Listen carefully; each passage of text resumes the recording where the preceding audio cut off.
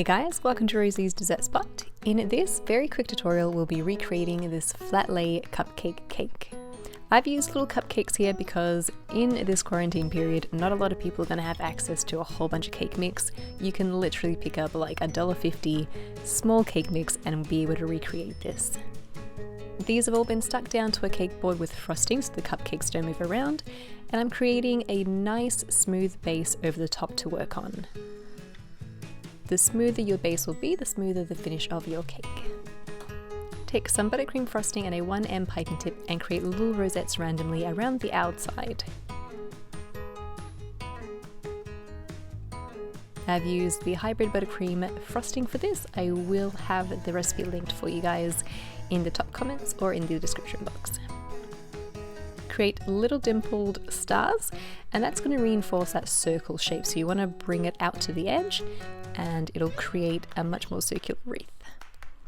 Head in between of those, making little rosettes again using a 32 piping tip, and again reinforcing that shape with those little dollops.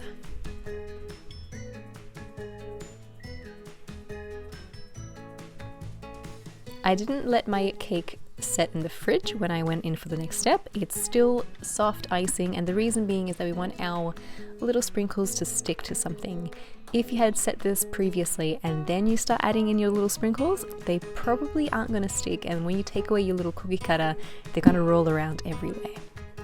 I've used the lid for control, and I'm just tapping them into the little pockets and pressing them into the frosting and right up against your cookie cutter.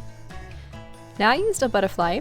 It was very intricate, it had a lot of dips and shapes and curves, and so it didn't really work as well as I would have liked. If you want like a fully pristine, clean cut shape in the center, use something that doesn't have so many crevices like a number 1 or a letter, for example, but it still didn't turn out too bad.